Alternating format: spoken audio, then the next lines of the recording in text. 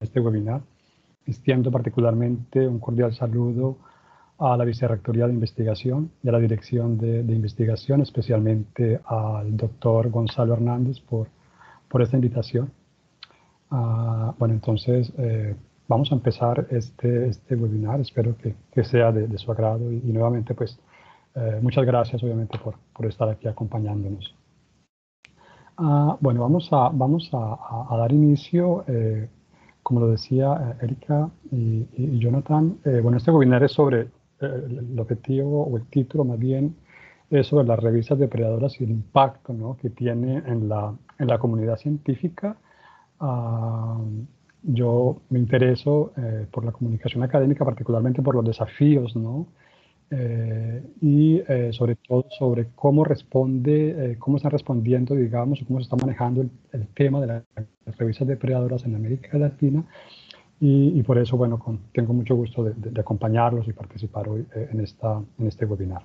Entonces vamos a empezar. Lo primero que quiero pues, que sepamos es que los objetivos son muy cortos, solamente he puesto dos objetivos principales.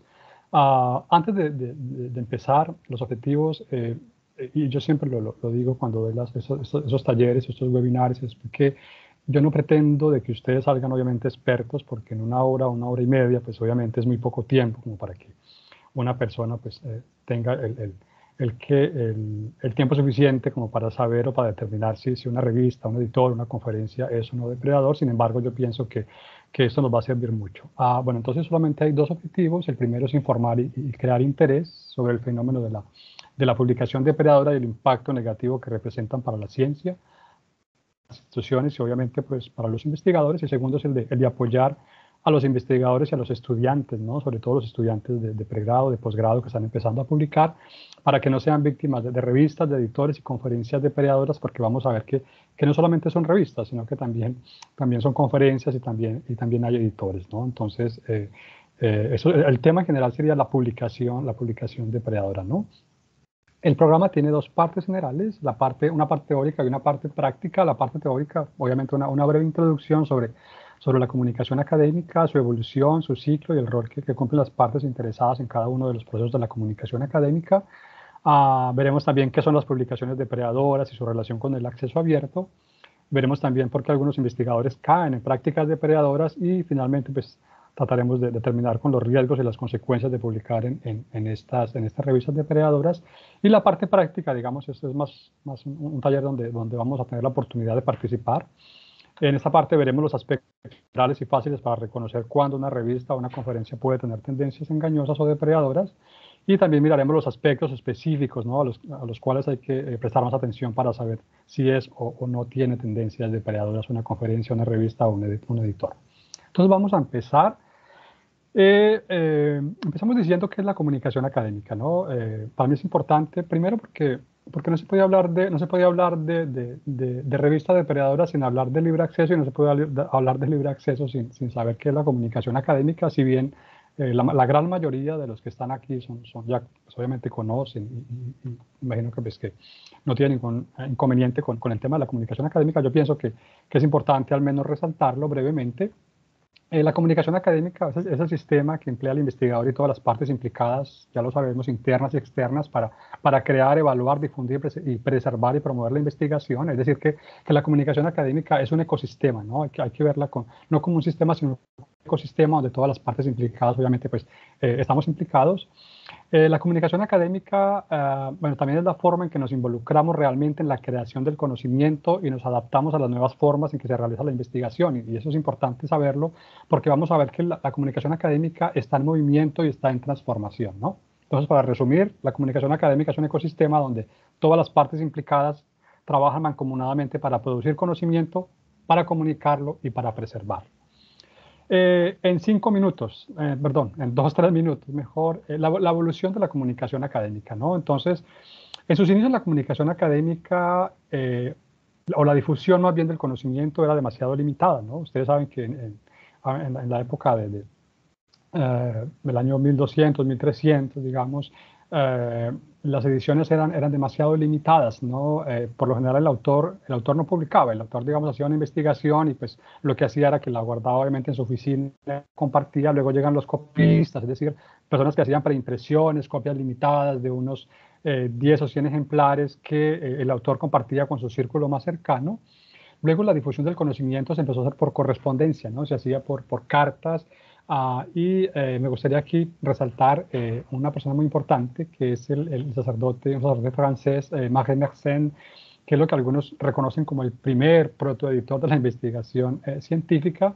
Ah, Él lo que hacía era que, los invito para que veamos aquí esta gráfica, lo que hacía era que él recibía, digamos, las investigaciones que hacían grandes personajes como Descartes, como Galileo, entre otros, y él enviaba, obviamente, primero evaluaba, leía la información y la difundía a diferentes organizaciones o personas, digamos, que él creía que tenían un cierto interés, ¿no? En 1665 nace lo que son los modelos tradicionales de publicación académica, ¿no? Llegan las primeras revistas científicas, bueno, ya ustedes lo conocen, de Philosophical Transaction, que es de Inglaterra, y Le Journal des Savants, que es de Francia. A inicios del año 2000 surge la comunicación científica digital, el libre acceso, ya lo sabemos, nace el Internet, llega la migración de las primeras revistas científicas a la web, fácil de crear, de actualizar, de acceder y de compartir, y requieren obviamente pues menos espacio físico. En esa época, entre el 90 y el año 2000, hay dos eventos que son muy importantes y digamos que tienen o que tuvieron, digamos, una responsabilidad grande en la transformación de la comunicación académica, y es que primero se origina la web, y segundo está lo que ustedes conocen como la gran crisis de las suscripciones, donde las universidades, digamos, no podían pagar las suscripciones a las revistas por el aumento de los precios. Esto le abrió paso a un nuevo modelo de comunicación académica, y lo veremos ahora más adelante, que es lo que ustedes conocen como el acceso, ¿no? Ah, perdón. Luego, bueno, perdón. Como el objetivo de este webinar no es el libre acceso, sin embargo, me parece importante que lo mencionemos. Primero porque el gran problema con las revistas depredadoras es el daño que le está haciendo al movimiento de libre acceso, ¿no? Mucha gente considera que el libre acceso es igual a publicación depredadora, y no es así, y por eso pues hay que defender, yo obviamente propongo y defiendo el libre acceso. Entonces, lo que tenemos que entender es que dentro del movimiento del libre acceso hay varios modelos para comunicar la información. Ustedes los conocen muy bien, ¿no? El libre acceso verde, ¿no? Que es el autoarchivo, el libre acceso dorado, que son las revistas obviamente donde cobran una tarifa de procesamiento. Está el libre acceso híbrido, el libre acceso diamante, hay otros que ponen el bronce, el negro, yo los pongo únicamente, pero pues algunos no lo consideran como parte del movimiento de libre acceso. Lo que quiero que entendamos es que, primero, libre acceso no es igual a publicación depredadora. Únicamente dentro del movimiento, ¿no?, de libre acceso es el libre acceso dorado, ¿no? El modelo de libre acceso dorado es el que se relaciona directamente con las publicaciones depredadoras. ¿Por qué? Porque lo que están haciendo es que están aprovechando, obviamente, los cargos de procesamiento de los artículos para explotar, obviamente, este modelo. Ya lo vamos a ver. Entonces, ¿qué fue lo que pasó? Vamos a ver un segundo.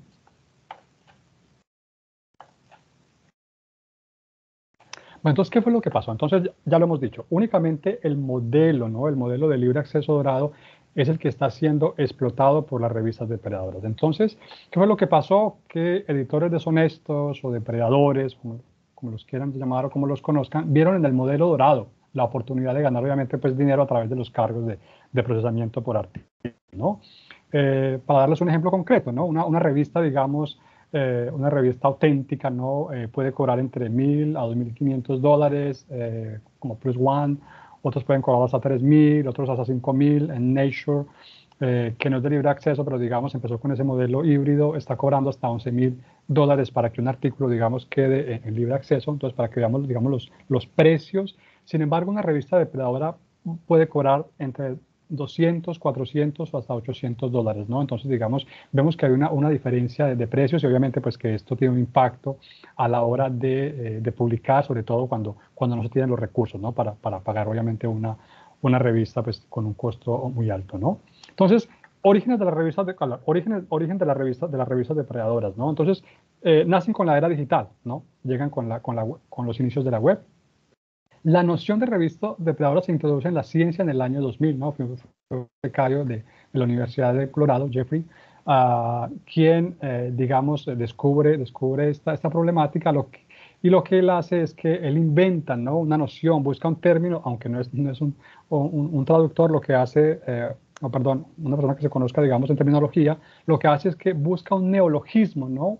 Un término para explicar o identificar, digamos, una situación que estaba pasando en ese momento, que eran, digamos, las entidades que estaban explotando, obviamente, el modelo de libre acceso dorado, ¿no? Entonces, nace con la era digital, se introduce en el año 2010 y surge la noción como un neologismo.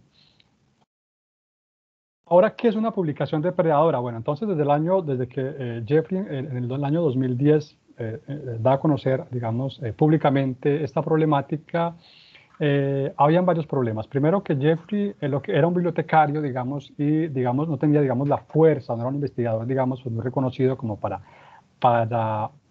hacer un trabajo concreto. Sin embargo, el gran fuerte de él fue de haber descubierto esta problemática. Desde entonces, la ciencia y los científicos, los investigadores empezaron obviamente a tener un interés y a saber, o a interesarse, perdón, sobre qué es una publicación depredadora, y estaban pidiendo una definición estándar, ¿no? Entonces, se demoró casi 10 años, ¿no? Para que la ciencia, digamos, bueno, algunos investigadores se reunieran y hicieran una definición estándar, ¿no? En el año 2019, aquí en Ottawa, se hace lo que es la cumbre, ¿no? La gran cumbre de Ottawa, donde participaron, digamos, personas de Canadá, India, Italia, Países Bajos, Sudáfrica, Suecia, Suiza, Reino Unido, Estados Unidos y algunos otros investigadores internacionales. Participaron instituciones académicas, financiadores, el gobierno, editores de revistas, pacientes, editores, redes de investigación, investigadores, y se hizo una definición, ¿no? Eh, yo tuve, digamos, la oportunidad de ser invitado y de participar, digamos, en esta definición. Fueron 3 días de trabajo arduo y fue un trabajo muy interesante, ¿no? Porque pues al principio no hubo un acuerdo, pues al final, después de 3 días de trabajo, se llegó a un acuerdo. La definición es muy simple, la que dice acá: las revistas depredadoras son entidades que buscan su propio interés a expensas de la ciencia, se caracterizan por la información falsa o engañosa, la desviación de las mejores prácticas editoriales y de la publicación, la falta de transparencia y el uso de prácticas de solicitud agresiva e indiscriminada, ¿no? Entonces, para terminar esa parte, desde que Jeffrey dio a conocer al mundo la problemática de las revistas depredadoras, se demoraron casi 10 años para que se hiciera, digamos, una definición estándar, ¿no? Otras definiciones, ¿no? Como para terminar esa parte, las revistas, bueno, una revista depredadora es una revista que se presenta como una publicación legítima de acceso abierto, con tiempos de publicación muy rápido y tarifas de publicación generalmente bajas. Prometen un tiempo de revisión acelerado y una alta tasa de aceptación, pero esto se basa en un proceso de revisión por pares cuestionable, o simplemente no tiene revisión por pares. Las conferencias, como lo vamos a ver más adelante en la parte práctica, una conferencia depredadora es un evento que se organiza y se asemeja a una conferencia científica real, y que en algunos casos también puede publicar, obviamente, actas arbitradas. Obviamente esos congresos falsos suelen formar parte de un evento mayor, obviamente, que combina pues varios congresos, ¿no? Vamos a dar cuenta cómo una conferencia depredadora pues lo que hace es que organiza un evento masivo, donde hay varios investigadores, y algunos son cuestionados, otros no. Vamos a ver cómo funciona esto más adelante. Entonces, es importante que sepamos: hay revistas, hay conferencias y hay editores, ¿no? Por ahora solamente voy a definir las revistas y las conferencias. Otros datos importantes, ¿no?, sobre la publicación depredadora. Entonces, otros términos, imagino que ya ustedes lo conocen. No solamente el término, el neologismo que surgió fue revista depredadora, ¿no? Nosotros quisimos cambiarlo, pero no se llegó a un acuerdo, porque se dijo que eso tendría un efecto grande sobre las publicaciones que se habían hecho durante 10 años, ¿no? Porque obviamente, pues, si se eliminaba la noción de revista depredadora, pues todos los artículos que habían sido, digamos, publicados con ese título, pues se verían afectados, ¿no? Por eso no se pudo cambiar. Sin embargo, digamos, se dejaron otros términos como el de cuestionable, depredador, dudosas, engañosas, estafadoras, falsas, fraudulentas, ilegítimas, sospechosas y predatorias. Yo hice, digamos, un estudio, una publicación, perdón, que salió hace poco sobre la terminología, ¿no? Por si algunos están interesados, sobre el origen de la terminología de este concepto. Importante saber los tres tipos de publicación depredadora: revistas, editores y conferencias. Yo menciono también que hay otro modelo que algunos llaman, que se llama la publicación por vanidad, ¿no? Que es más en el área de las ciencias humanas. Algunos no lo consideran porque de hecho pues es algo mucho más legítimo, pero pues yo lo nombro porque pues muchos consideran que también hace parte de este mundo de la publicación depredadora. Hay dos maneras de participar, ¿no? Y eso es importante y no muchos lo saben. De manera directa, la publicación de una investigación es una publicación depredadora, es decir, el autor no sabía o lo sabía, lo que hace es que publica su artículo en una revista depredadora, lo hace de manera directa, y de manera indirecta es a través de la lectura, de la consulta de un artículo, ¿no? Entonces, la ciencia, digamos, ha trabajado poco ese lado, ¿no? A veces nos interesamos o creemos que el problema es únicamente cuando yo publico en una revista depredadora, pero lo que no sabemos es que ese artículo que ha sido publicado en una revista depredadora y que muchas veces no fue revisado por pares, pues ha sido o está siendo, digamos, leído por investigadores, y obviamente pues esa es la manera indirecta, ¿no? Dos razones por cuáles se publica, y esto pues, yo siempre lo menciono, que no es bueno mencionarlo, pero es necesario: de manera involuntaria, por desconocimiento obviamente, pero de manera voluntaria, ¿no? Es decir, para obtener beneficios, ¿no? Para obtener una beca, un ascenso, una remuneración económica, una permanencia en la universidad, el título de doctorado, ¿no? En algunos países, en China, por ejemplo, o en India, algunas universidades les exigen a sus estudiantes de doctorado que si no tienen una o dos publicaciones, pues no pueden obtener el doctorado, y esto hace que publiquen, ¿no? Entonces lo hacen de manera voluntaria, ¿no? Hay dos enfoques geográficos, ¿no? Digamos, los investigadores, perdón, las personas que publican de manera voluntaria o voluntaria, ¿no? De acuerdo con la literatura científica, se encuentran la mayoría en la parte de Asia, Oriente Medio, África, perdón. Sin embargo, un investigador, David Moore, que es como de los más conocidos del mundo en este tema de las revistas depredadadas, de aquí de Canadá, él hizo una investigación y se dio cuenta que el 50% de las personas que publican de manera voluntaria o involuntaria en una revista depredadora pertenecen a ingresos medios altos, ¿no? Es decir, que no solamente las personas de los países en desarrollo se ven afectados, sino que esto afecta pues a toda la ciencia en general, ¿no? Y quien investiga, es decir, los investigadores que publican o publicamos en esta área, yo hice una búsqueda rápida y encontré, digamos, más de 2.000 artículos indexados en Scopus, ¿no? La pregunta, bueno, que nos hacemos es, bueno, ¿quién debe informar y en qué momento, ¿no? Entonces, yo decía que, bueno, la comunicación académica, ¿no? Es este ecosistema donde todas las partes implicadas tenemos algo que ver, o tenemos una cierta responsabilidad, ¿no? Entonces, la pregunta es, bueno, ¿de quién es la responsabilidad y en qué momento debemos actuar? Entonces, es que es una responsabilidad de investigación, de la parte de Vicerrectoría de Investigación, es que es una responsabilidad de biblioteca, ¿no? En muchos países, digamos, es un trabajo compartido. En otras partes, sobre todo las bibliotecas académicas, o el bibliotecario responsable de comunicación académica, que ha tomado, digamos, esta responsabilidad. Pero lo que me interesa acá es que en esta gráfica, perdón, se me fue la fuente, no la veo, que no es mía, pero me parece interesante porque digamos, muestra el nuevo ecosistema digital de la comunicación académica. Y lo que quiero aquí mostrarles es que en el tema de las revistas depredadoras hay dos momentos, ¿no? En el proceso de la publicación académica, donde las revistas depredadoras hay que tener cuidado. Primero en la parte de la publicación, y la segunda en la parte de la difusión, ¿no? Ya lo vimos, digamos, porque pues, es allí donde el autor, pues obviamente si no sabe, por desconocimiento, puede caer en estas prácticas depredadoras. Entonces, la pregunta es, ¿quién o quiénes deben informar? Entonces, pues yo diría que en esta gráfica, que es interesante, lo que hace es que ellos ponen, digamos, dentro del ecosistema, digamos, en la universidad, quiénes tener un papel importante, ¿no? Entonces, si miramos acá en la publicación, digamos, sería la parte de biblioteca o el centro de enseñanza y aprendizaje en este ejemplo. Cada universidad tiene, digamos, sus institutos.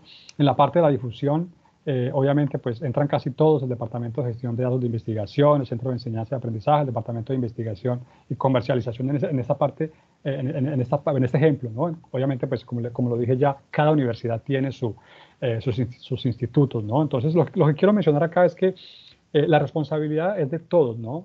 Sobre quién debe informar y sobre quién tiene la responsabilidad, ¿no? Me gustaría mencionarles acá un estudio que va a salir dentro de poco, pero que aún no ha sido publicado, sobre cómo está el tema, digamos, de las revistas depredadoras en América Latina, ¿no? Yo hice un estudio pequeño sobre análisis en las bases de datos, en Scopus y en Cielos, y quise averiguar qué tanto los investigadores de América Latina se preocupan, ¿no? O están investigando sobre esa temática, ¿no? Entonces, en Scopus localicé 724 artículos sobre el tema de publicación depredadora, pero solo 23 de ellos fueron escritos por autores afiliados a una institución de América Latina. De 23 de 724.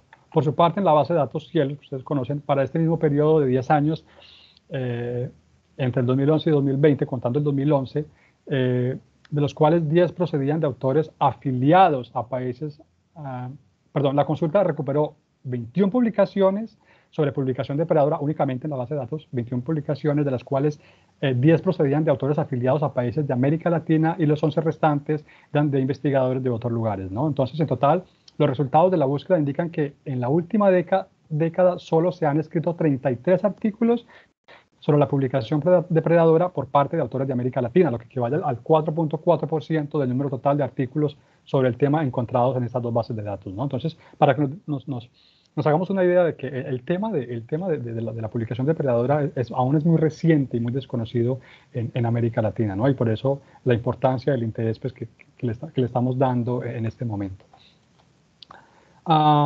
Bueno, ¿por qué algunos investigadores pueden caer en prácticas depredadoras? Es la pregunta que todos se hacen, ¿no? Entonces, para resumirlo, y bueno, ustedes imagino que ya también lo saben, es que de acuerdo con la literatura, pues los investigadores se ponen de acuerdo que es debido a publicar o perecer, ¿no? Surge, digamos, el modelo de calificación basado en el número de publicaciones científicas para investigadores y universidades. Entonces, aumentar el número de publicaciones genera obviamente reconocimiento científico para la universidad, para el investigador, pero también obviamente hay un apoyo financiero, ¿no? Porque pues esto le da obviamente pues reconocimiento a la universidad y también están obviamente pues los beneficios que da el de publicar, ¿no? Entonces, la razón obviamente por el tema de publicar o perecer, los riesgos y las consecuencias, obviamente el impacto negativo en la ciencia, ¿no? El impacto negativo en los investigadores o los editores, el impacto negativo en las instituciones o financiadores, el riesgo de que una buena investigación sea irrecuperable, ¿no? El riesgo de que se publiquen investigaciones de mala calidad, el riesgo de perder una permanencia, un empleo o una beca de investigación, ¿no? Pues yo aquí pongo Vancouver porque fue un ejemplo, digamos, en Canadá, creo que fue en el 2018, digamos, un investigador de una universidad, no voy a decir la universidad, en Vancouver, hizo un estudio, se dio cuenta de que muchos investigadores en su universidad habían aumentado su CV, su hoja de vida con investigaciones hechas en revistas depredadoras y obviamente pues esto él lo hizo público, se hizo una investigación y esos investigadores pues perdieron algunos sus títulos, sus cargos, entonces digamos hubieron represalias, entonces eso fue un escándalo, ¿no? Si bien el objetivo obviamente de esto no es hacer un escándalo, es más bien de crear conciencia, ¿no? Pero pues es importante saber que esto tiene consecuencias graves, ¿no?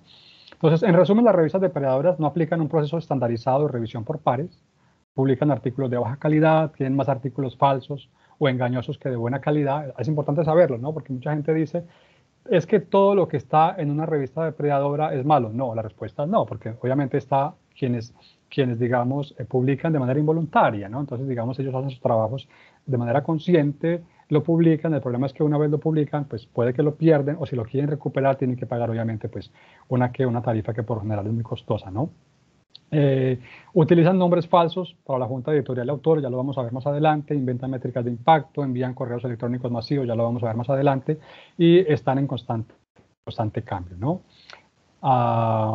Yo aquí pongo este ejemplo, únicamente en Estados Unidos, en el año 2019, el gobierno de Estados Unidos sancionó a esta editorial con 50 millones de dólares, ¿no? Como para que se hagan una idea de si una sanción es de 50 millones de dólares, a cuánto dinero producen, ¿no? O producen estas revistas depredadoras, ¿no? Bueno, qué pena que me he demorado un poco, pero quería, digamos, como hacer esa introducción antes de empezar, digamos, la parte práctica. Le voy a dar la palabra, digamos, perdón, le voy a dar la palabra a Erika o a Jonathan para que, no sé si alguien tiene alguna pregunta.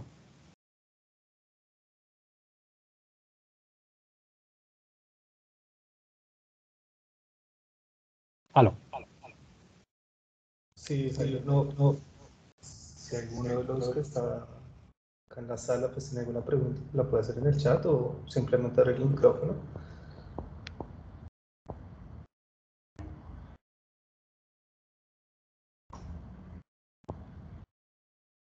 Pues,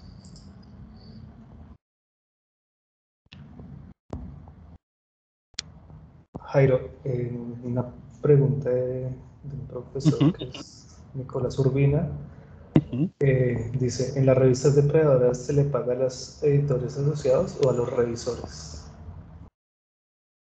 ¿Se le paga a quién? ¿A los editores asociados o a los revisores? Es decir, por lo general, bueno, por lo general en una revista depredadora simplemente, o sea, si es un negocio, bueno, estamos hablando de una revista depredadora, ¿no? Que es una entidad fraudulenta, pues en este caso, obviamente, pues se le paga a quien recibe la plata, digamos, en este caso, a la persona que ha creado, ¿no? La revista depredadora. Por lo general, son pocas las revistas, ¿no? Únicamente revistas grandes, ¿no? Como Nature, o creo que como Plus One también, digamos, tienen sus revisores personales y, digamos, y les pagan a ellos, ¿no? Pero ustedes saben que en el proceso de la comunicación académica, la revisión por pares, por lo general, que es gratuita. Uno, digamos, a uno lo que hacen es que a uno lo buscan, dependiendo su área de investigación, pero por lo general a uno no le pagan. Uno hace la evaluación, pero en la mayoría de los casos es gratuito, ¿no? Entonces, la respuesta sería, como es una entidad fraudulenta, obviamente, pues simplemente se le paga a la persona que ha creado, digamos, esta revista, ¿no?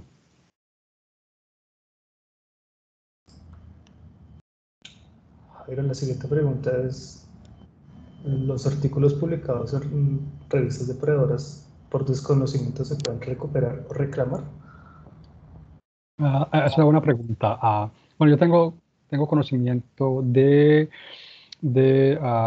bueno, la respuesta es sí, pero o es muy costoso o, o puede durar mucho tiempo, ¿no? Digamos, yo participé el año pasado de un coloquio, una conferencia en ese tema en Francia y fue interesante porque, digamos, habían casos concretos, ¿no? Que yo no he tenido y entonces nos compartían la experiencia y es que en Francia, en la universidad, un investigador, digamos, puso una denuncia penal y empezó un proceso, ¿no?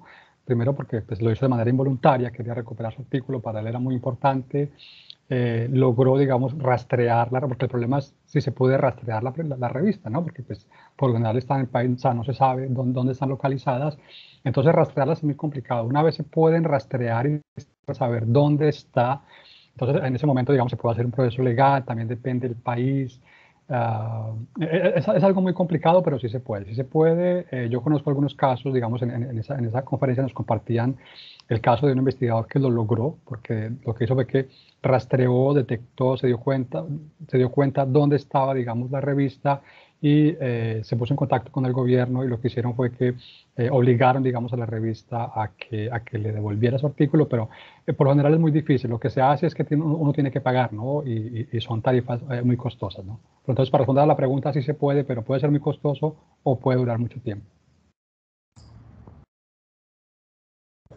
Bueno, Jairo, la siguiente pregunta es, creo que se combinan las dos. Eh, Hay un listado que compile nombres de revistas depredadoras por disciplinas y la siguiente es, ¿hay listas oficiales de revistas depredadoras y cuál sería la mejor forma de identificarlo? Sí, es decir, bueno, lo primero es que la primera lista, ¿no? La llamada, digamos, cuando Bill descubre la problemática en el año 2010, él empieza a crear, digamos, una base de datos con el número de revistas que él identifica, ¿no? Sin embargo, él tuvo problemas legales en el año 2017, le tocó, digamos, abandonar porque pues tuvo problemas legales muy grandes y cuando él abandonó esta base de datos, obviamente pues por defecto pasó a llamarse la lista, perdón, de las revistas negras, ¿no? Depredadoras. que se conoce como la lista negra, ¿no? Entonces, en las ciencias hay dos listas, se maneja la lista negra, la lista blanca, perdón, no sé por qué los colores, pero pues, y pues obviamente, pues tienen en cuenta que la lista negra sí son listas, digamos, que existen algunas, después de que Bill abandonó, abandonó la lista, algunos investigadores empezaron a hacer, en internet se pueden encontrar, digamos, algunas listas, eh, pero son listas, digamos, que no contienen, digamos, un número grande, ¿no? Hay una lista, ¿no? Hay una lista, sino el problema de esa lista es que es paga, ¿no? Perdón, es que se me escapa el nombre en este momento. Perdón, Cable, la lista de Cables, que es la que se conoce y la más reconocida por la ciencia, ¿no? El problema es que es una lista que es demasiado costosa. De hecho, aquí en Canadá creo que no hay ninguna universidad que la tenga. Algunas universidades en Estados Unidos pagan, digamos, pero son muy pocas porque es muy costosa, ¿no? Entonces, para responder a la pregunta, hay dos listas, las negras, que son las revistas consideradas como con malas prácticas, y las blancas, digamos, que son las que sabemos que digamos, son revistas porque ya las conocemos, porque son reconocidas, ¿no? Y vamos a ver más adelante que está la lista gris, ¿no? Que es el problema. El problema de revistas depredadoras es la lista gris, ¿no? Es decir, cuando la revista es muy nueva, porque es que, digamos, un ejemplo, ¿no? Para que una revista sea indexada, ¿no? Por bases de datos reconocidas como WOS o como Scopus, pueden durar 4 o 5 años, un proceso, ¿no? O para que sean indexadas también por DOA, digamos, también puede tomar mucho tiempo, ¿no? Entonces, digamos, una revista nueva, una revista de una universidad, por ejemplo, que es nueva, que tiene poco tiempo, que no tiene, digamos, la infraestructura, son revistas auténticas. Sin embargo, pues no están indexadas en estas bases de datos. Entonces, el hecho de que no estén indexadas en estas bases de datos no significa que sean depredadores. Hay que tener cuidado con eso, ¿no? Entonces, ese tipo de revistas cae en una lista gris, porque es que la gente la busca, pero es que no está indexada en Scopus, pero es que no está indexada en WOS, pero es que no está indexada en DOA. Eso no significa de que sea depredadora. Entonces, hay que entrar, digamos, y ese ejercicio que vamos a hacer ahora, a entrar a determinar cómo reconocer este tipo de revistas, ¿no? Digamos, yo terminaría diciendo que están las listas blancas, sobre todo la más conocida es la de Cables. Él tiene tanto la blanca como la negra, y la de Jeffrey, que fue la que abandonó en el 2017. Jairo, las siguientes dos preguntas, una está relacionada a si uno publica, bueno, más bien si una persona copia la producción que yo hice, pero la publica en una revista que es real en otro idioma, ¿cómo es la forma para reclamar o denunciar? La ¿Me, segunda, me puede repetir que se cortó la comunicación al principio de la pregunta? si otra persona copia mi investigación, publica en una revista de Predador, la publica en una revista real o en otro idioma, ¿hay alguna forma de reclamar o denunciar este plagio? Es decir, o sea, le voy a responder como la pregunta. O sea, si yo, digamos, voy a una revista depredadora, esta información, digamos, la publicación que hice en la revista depredadora es auténtica, sino que lo hice involuntariamente. Una persona, digamos, toma esta información y la publica en una revista auténtica. La pregunta es, ¿cómo hago para recuperar esa información? ¿Sí? Sí, o para reclamar o denunciar este plagio. Es decir, pues en este caso, digamos, pues es más plagio, ¿no? Que publicación depredadora. Pues yo pienso que en esta parte sería mucho más fácil de hacer un seguimiento, porque obviamente pues lo que se hace es que yo lo que haría es que primero busco quién fue el que hizo la publicación, obviamente me pongo en contacto con la universidad y haría, obviamente, pues trataría, digamos, pues de que lo investiguen, ¿no? De que lo investiguen, y si uno, digamos, identifica de que esta persona, pues obviamente uno tiene que mostrar las pruebas de que yo hice el trabajo, ¿no? Lo que le piden a uno. Si usted demuestra, se tiene que demostrar de que fue su trabajo, y pues yo imagino que la revista o la universidad, digamos, podría obligar a esta persona, si es una persona que trabaja con una universidad, o si no la revista, ¿no? No sé si decir, qué pena, no sé si respondí bien a la pregunta, pues, pero esa sería la respuesta que yo le daría. Jairo, yo creo que para terminar con esta ronda de Sí, preguntas, porque no quiero quedarme corto con exactamente, el tema. hay editoriales depredadoras. Entiende Diana Lucio que en España ya no se están teniendo en cuenta artículos de revistas en una editorial que se llama MDPDI.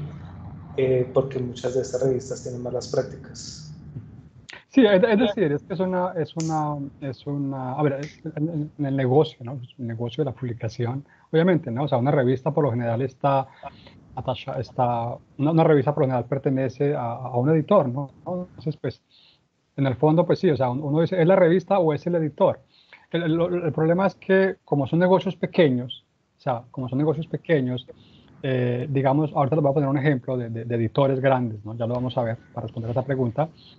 Pero en el gran caso son únicamente revistas, son negocios pequeños. Yo creo una revista falsa, hago creer que es auténtica, la doy a conocer y es solamente una revista. Pero ahorita eso me da paso, digamos, para empezar la segunda parte, y vamos a ver, digamos, cómo también hay editores grandes y al interior de esos editores hay revistas, ¿no? Entonces, para responder a la pregunta, yo creo que con la segunda parte del taller, del webinar, voy a responder mejor a esta pregunta, Jonathan. Perfecto. ¿Puedo continuar? Por favor. Listo, perfecto. Bueno, muchas gracias por las preguntas, ¿no? Muy interesantes. Bueno, vamos a la parte práctica, ¿no? Que realmente es lo que nos bueno, para sintetizar, bueno, ya sabemos que el fenómeno de la publicación depredadora, obviamente, pues que existe, ya sabemos de dónde viene, ya sabemos que tiene un origen, ¿no? Y que se ha hecho un trabajo, obviamente, que la ciencia, ¿no? Ha hecho un trabajo para tratar, pues, de identificar estas malas prácticas. Sabemos que no solamente hay revistas, sino que también hay conferencias, hay editores, ¿no? Y yo empezaría diciendo que el problema es más complejo de lo que parece, ¿no? Como ya lo dije ahora, hay varios niveles de complejidad, ¿no? Digamos, están obviamente las listas blancas, digamos, son las revistas que sabemos que no son depredadoras porque las conocemos, porque están indexadas en grandes bases de datos como WOS, como Scopus, o porque las conocemos y publicamos y sabemos que no son depredadoras. Está la lista negra, sea porque pues se ha hecho un trabajo, digamos como Cabels, porque ya, digamos, alguien la ha trabajado, o sea porque pues es demasiado evidente, ¿no? Yo entro a la revista, ya lo vamos a ver, y es demasiado evidente, me doy cuenta pues o sea, que no es normal, o que las prácticas o que me piden pues no tiene sentido, y me doy cuenta que es depredadora. El problema es cuando es gris, ¿no? Y es cuando uno tiene que tener mucho cuidado, porque es que decir usted es depredador, eso puede tener un riesgo legal para uno como investigador, ¿no? Entonces uno también se cuida, ¿no? Y ese es el problema de las revistas depredadoras, cuando uno no sabe realmente si es o no es revista depredadora, cuando cae en esa zona gris, ¿no? La ciencia, y yo también digo, o sea, que la mejor solución es la alfabetización sobre cómo identificar y prevenir la publicación depredadora. Es decir, se necesita un proceso, ¿no? Y al inicio lo decía, no es un trabajo de, o sea, una hora y media, esto no es suficiente, ¿no? Se necesita un trabajo mancomunado, y se necesita, pues, obviamente, pues, involucrarnos y adentrarnos en este tema como para tener una mejor forma de defendernos, ¿no? Entonces vamos a empezar, ¿no? Elementos para empezar a dudar si una revista es depredadora, ¿no? Entonces, por lo general, todos sabemos que esto funciona, lo hacen de manera masiva a través del spam, ¿no? Entonces, uno casi en el 95% o 99%, diría yo, estas invitaciones llegan por correo electrónico, ¿no? Entonces, ¿cómo empezar a dudar? Lo primero es una invitación que he recibido en el correo electrónico, ¿no? Entonces, el correo electrónico, por lo general, no tiene una afiliación directa, son correos, no siempre, pero algunas veces son correos generales, como de Hotmail, de Gmail, de Yahoo. Yo les voy a poner, digamos, este ejemplo, pongo ejemplos míos, yo imagino que a ustedes también pues les pasa muy a menudo, ¿no? Entonces lo que hacen es que ellos, digamos, han ido personalizando los correos. Anteriormente, digamos, había menos problema porque pues simplemente era un correo y no tenía el nombre de uno, y no, pues sabía que no tenía, pues, o sea, que eso no estaba dirigido a mí. Ahora han ido evolucionando y se han tomado el tiempo, digamos, de enviar un correo, digamos, pues más estructurado. Obviamente el mismo, lo que hacen es que ponen, obviamente, digamos, el título de una revista que sea en su campo de investigación, en este caso, digamos, Ciencias de la Información o Tecnología, que es como el área mía, el nombre doctor o querido estimado Jairo. Y lo que hacen es que obviamente pues ponen una de las investigaciones que usted ha hecho, y lo invitan a uno a publicar con ellos, ¿no? Entonces, empezar a dudar cuando yo recibo un correo en el spam y cuando me invitan a publicar, ¿no? Otros elementos para empezar a dudar es que envían una invitación casi inmediata con su última publicación, y esto me sorprendió, y yo lo pongo como ejemplo porque esto me pasó, este correo lo recibí el 28 de mayo. El 27, bueno, el 25 creo yo, había publicado una publicación, esa publicación que está acá, había salido y dos días, 3 días después me envían, digamos ya, un correo en el spam, pues poniendo ese artículo que yo había publicado con el mismo obviamente, la misma estructura, el nombre, sabemos que ha publicado este tipo de investigaciones, estamos interesados, publique con nosotros. Pero me sorprendió, en este caso me sorprendió el hecho de que 2 días después de que la publicación haya salido, me hayan enviado un correo con el nombre de esa publicación. Entonces hay que tener cuidado porque han ido evolucionando, ¿no? Ya vamos a ver en el ejercicio práctico cómo identificar esto, ¿no? Otros elementos para empezar a dudar, ¿no? Este fue un correo que me llegó hace 2 días, ¿no? Y lo puse como para hacer algo más actual, ¿no? Ah, Me llegó este correo, pues obviamente, pues sí, yo conozco, digamos, igual al ejemplo, ¿no? Esta editorial, entonces digamos, esta es la editorial que, pues, de acuerdo con la, con las publicaciones o con las investigaciones que se han hecho, pues es muy conocido porque tiene tendencias depredadoras, se ha escrito mucho sobre esta editorial. Al interior de esta casa editorial está esta revista, ¿no? Digamos. Entonces, me llegó este correo hace 2 días y yo lo que hice fue que primero, bueno, entré a la revista. Entonces, esta es la revista, entré y esta es la revista, ¿no? Entonces, obviamente, pues yo ya la conozco, yo sé que es conocida como que tiene prácticas depredadoras. Entonces, ¿yo qué hice, no? Y la invitación a lo que lo que les voy a proponer, y es que una de las cosas que tenemos que empezar a hacer cuando tenemos una duda es que empecemos a verificar el correo. Entonces, ¿quién me envió el correo? Ese es el correo que me envió. Yo hice un rastreo del correo y encontré que el IP de este correo proviene de Sudáfrica. Entonces, el que me lo envió de Sudáfrica. Luego fui al dominio del editor, hice una búsqueda y encontré que el dominio del editor, este que está acá, está localizado en Islandia. Sin embargo, luego cuando uno viene acá se da cuenta que lo invitan a uno, le dan a uno el número telefónico. Sin embargo, el código del país es el 86, que es el de China, ¿no? Entonces uno se da cuenta como que bueno, o es demasiado internacional, pero hay cosas que no concuerdan, ¿no? Entonces yo los invitaría, digamos, a que empecemos a hacer una búsqueda sobre de dónde viene el correo, sobre cómo identificar el IP, pues son cosas, digamos, que en Internet hay mucha información y son cosas que se pueden hacer de manera simple, ¿no? Entonces, si tenemos dudas, empecemos a hacer estas búsquedas, ¿no?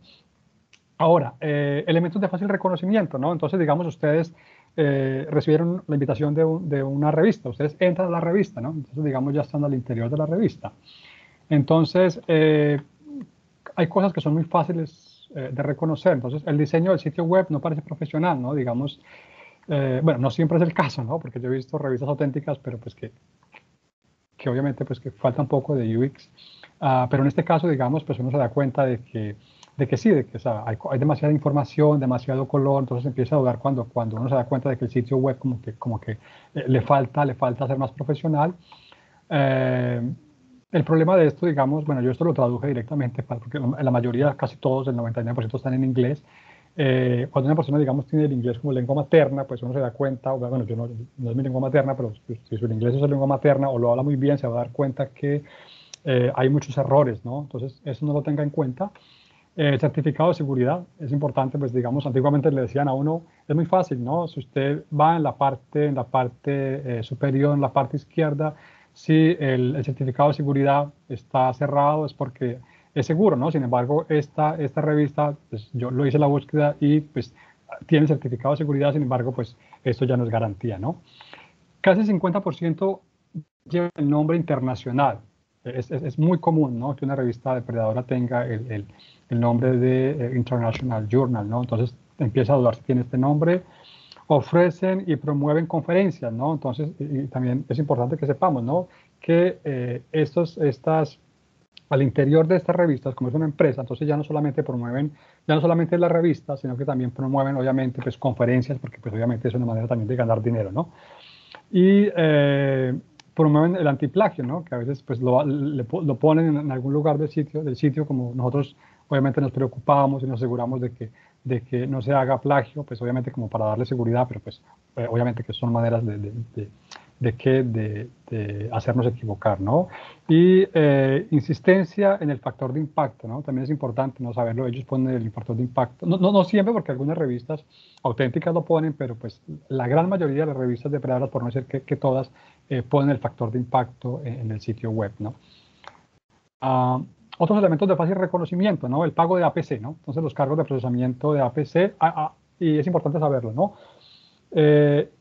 Hay dos formas perdón, no, yo diría que en los APC hay que tener cuidado porque muchas veces son evidentes y lo que hacen, digamos, como en este ejemplo, los APC los ponen, le dicen a usted, si publica con nosotros vale solamente 200, 300 dólares y le piden que paguen, ¿no? Y le muestran las formas, ¿no? Ya lo vamos a ver cómo tienen que pagar. Sin embargo, hay que tener cuidado porque en muchos casos no ponen los cargos de APC, ¿no? Entonces uno piensa de que realmente pues no nos están cobrando y una vez yo envío el trabajo y me doy cuenta de que es una revista depredadora, en ese momento pues me piden, ¿no? Que pague que obviamente una tarifa alta si quiere que yo lo recupere, ¿no? Entonces tengan cuidado con eso. Le solicitan que los manuscritos se envíen por correo electrónico. Ustedes saben que no es normal. Una revista auténtica por lo general no está en la plataforma, no es el proceso al interior de la revista. Entonces, pues si le piden que envíe su trabajo por un correo electrónico, tenga mucho cuidado. Ofrecen y promueven conferencias, ya lo vimos, ofrecen muchas formas de pago, ¿no? Y digamos en este caso, pues es demasiado obvio, ¿no? Digamos esta revista que está situada en India, ¿no? Entonces le dicen a usted opciones de pago para un autor de la India, ¿no? Entonces le muestran a usted todas las formas que tiene, todas las formas posibles para que les pague a ellos, ¿no? Si usted es un investigador internacional, entonces le dice pague con débito, con PayPal, con transferencia bancaria, Western Union, ¿no? Entonces es demasiado evidente, ¿no? Otros elementos que pueden requerir mayor atención, digamos, cuando ya, digamos, uno empieza a dudar y uno se dice, bueno, eso no es auténtica. ¿Por qué? Porque, pues, digamos, ya las han mejorado, uno entra al sitio y uno como que realmente no está muy seguro. Entonces hay que tener cuidado y hay que empezar a tener conocimientos de otros elementos, ¿no? Y a trabajar otros elementos que nos puedan servir. Entonces, analice si la revista ofrece campos de investigación muy amplios, generales o diversos, ¿no? Entonces, digamos, este ejemplo, ¿no? Aquí los autores pueden enviar artículos relacionados con los siguientes campos, ¿no? Entonces está ingeniería, construcción, producción y gestión de operaciones, material de ingeniería mecánica, ciencia militar, tecnología en general, transporte, ¿no? Entonces cuando uno se da cuenta de que es una revista con demasiados campos de conocimiento, hay que empezar a dudar. Analice las publicaciones anteriores, frecuencia y calidad, ¿no? Analice los volúmenes publicados anualmente, ¿no?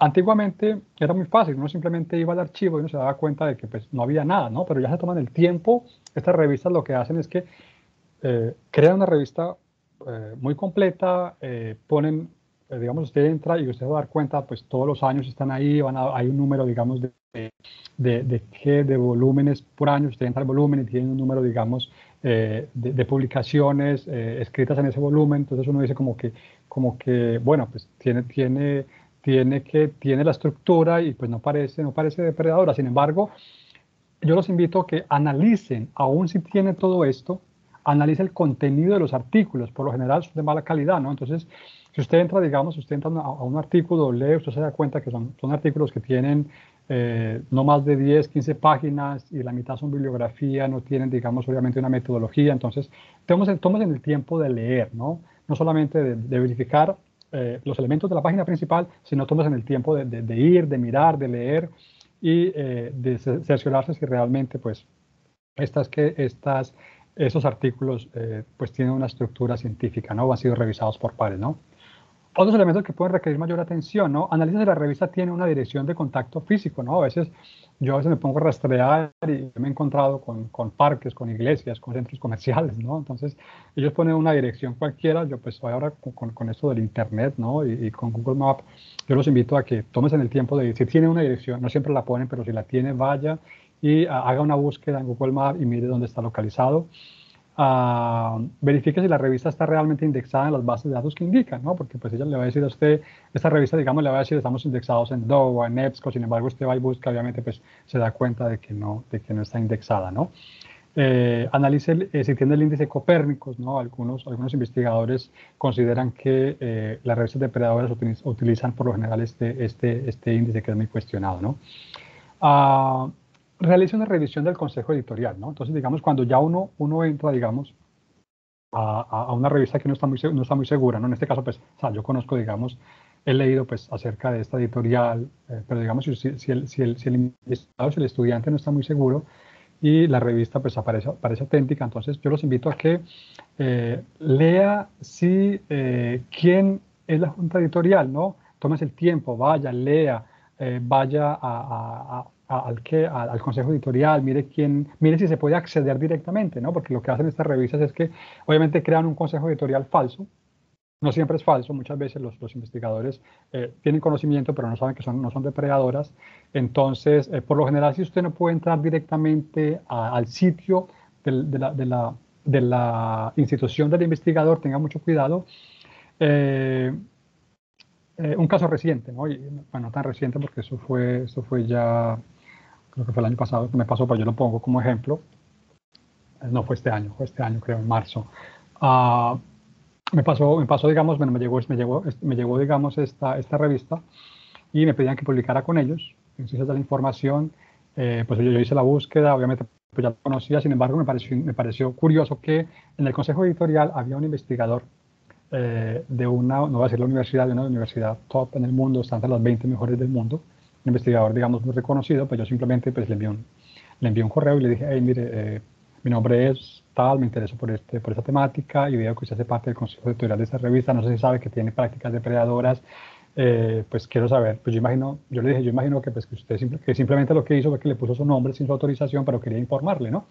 Me pareció curioso porque 5 minutos después me envió un correo y me dijo, yo sí hago parte del consejo editorial, pero no sabía que era depredadora, no tenía conocimiento de esa temática, le agradezco por advertirme y voy a pedirles que por favor me retiren de este consejo editorial, ¿no? Entonces, como para decirles que no es fácil, ¿no? Si un investigador de una universidad top en el mundo y tan reconocido, digamos, cae en esa problemática porque sabía y tenía conocimiento que hacía parte del consejo, pero no conocía las revistas depredadoras, pues eso le puede pasar a cualquiera, ¿no? Otras estrategias, ¿no? Uh, digamos, ese es otro grupo editorial que también, digamos, de acuerdo con la literatura, tiene prácticas depredadoras. Se lanzó por primera vez en el año 2012 con 52 revistas nuevas, ¿no? En el 2018 ya habían casi 500 revistas, ¿no? Entonces la pregunta que uno se hace es, bueno, si la ciencia advierte a los investigadores de que estas editoriales, estas revistas, pues tienen prácticas depredadoras, ¿por qué crece el número de publicaciones depredadoras? ¿Por qué crecen las revistas, perdón, al interior de esta casa editorial? ¿Por qué los investigadores siguen publicando? ¿No? Obviamente, pues sí, está la cuestión de publicar o perecer, pero eso le da a uno la idea de que es muy complejo porque aún es una problemática que únicamente los investigadores tratamos de combatir. Sin embargo, nos hemos dado cuenta de que eso tiene que, el gobierno, ¿no? También tiene que hacer parte porque es algo muy complejo, ¿no? Este grupo editorial es simpático porque pues, es un sitio web que es casi profesional. Sin embargo, la dirección dice que está en Estados Unidos, pero cuando uno la rastrea, aparece como en Pakistán. Sin embargo, pues aquí dice que está en Nueva York. Publican libros y revistas, ¿no? Entonces, que también es lo otro. Y ahora también son editores, obviamente, híbridos. Y pues para decir simplemente de que es un poco complejo, ¿no? Elementos que pueden requerir mayor atención en el sitio web, ¿no? Entonces, la pregunta ¿es una revista original o es una revista secuestrada, ¿no? Y eso también para que lo sepamos, ¿no? Hay revistas, o muchas de las revistas depredadoras son revistas secuestradas, es decir, lo que es un sitio web, una revista secuestrada es la que toma información similar de un sitio web y crea uno similar, ¿no? Entonces, les comparto, digamos, esta información. Es un artículo que se publicó hace exactamente como un mes, creo. Y le publicó en el Times Hacker Education y decía que, el título decía, las revistas secuestradas desvían millones de dólares de la investigación, ¿no? Y es ahí donde se pide, digamos, que se necesita obviamente una acción internacional para eliminar las revistas clonadas, ¿no? No solamente es un problema de los investigadores, sino que ahora se pide que el gobierno intervenga y que haya una acción internacional, ¿no? Y este artículo me pareció interesante porque pues, una investigadora de la Universidad de Berlín descubrió que casi 400 artículos de 3 revistas secuestradas aparecían en la biblioteca oficial de la Organización Mundial de la Salud con documentos de COVID-19, ¿no? Entonces, son cosas muy graves porque pues, estamos hablando de la parte médica, ¿no? Entonces, fueron 3 revistas clonadas y habían 400 artículos en esa revista, ¿no? Y 70 documentos pues venían de la India, ¿no? Entonces, en esta misma investigación se publica de que una revista secuestrada que estaba cobrando $200 por artículo, publicó más de 5.000 artículos en el 2021, ¿no? Para que veamos el peligro de esto, ¿no? De las cuales casi 1.500 provenían de autores con sede en India. Entonces la pregunta es, bueno, ¿y las otras 1.500 de dónde provienen, no? Entonces, como para decirles que esa temática de las revistas depredadoras pues, es complejo y vamos a ver un poco sobre la parte de la revista secuestrada, ¿no? Entonces lo que vamos a hacer ahorita, vamos a hacer un ejercicio muy sencillo, ¿no? Lo voy a poner a que ustedes me colaboren, vamos a hacer un ejercicio, vamos a tratar de identificar de manera visual si una revista es o no es no ha sido secuestrada. Entonces les voy a poner 2 ejemplos. Son 2 ejemplos diferentes. Les voy a pedir de que vean, perdón, de que miren este sitio que está acá, que estoy señalando.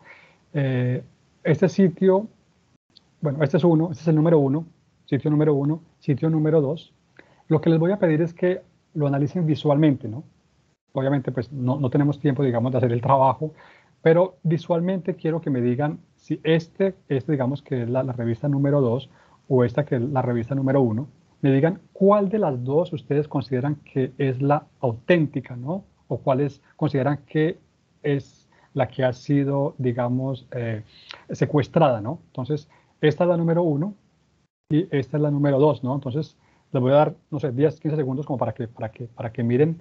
No leamos la información que está acá, solamente lo que está acá, ¿no? Visualmente, digamos que usted entra al sitio, ¿no? Entonces, yo quiero que hagamos un ejercicio para que veamos lo complejo que puede ser, ¿no? De 2 revistas secuestradas, ¿no? Entonces, esta es la número 2 y esta es la número 1. No sé si alguien quiera participar simplemente en el chat o simplemente puede hablar por el micrófono, no sé, como lo deseen. ¿Y por qué, no? Con la información que vemos acá, ¿no? Obviamente. Hola, buenas tardes. Muy buenas tardes. Bueno, yo considero que el segundo sitio es el secuestrado y el original es el anterior, porque en el primer sitio tiene mayor cantidad de información, los menús de arriba aportan más información para el lector y para el autor, y el segundo sitio pues tiene menos información y parece más un sitio creado como en Wix. Sin embargo, bueno, sí, no, esa es como mi opinión. Perfecto. ¿Alguien más tiene una otra pregunta? Perdón, ¿alguien más tiene otra respuesta? Bueno, ese es el número 1, ese es el número 2. Les voy a dar 10 segundos, qué pena. Voy a prender la luz porque creo que está muy oscuro. Regálame un segundo.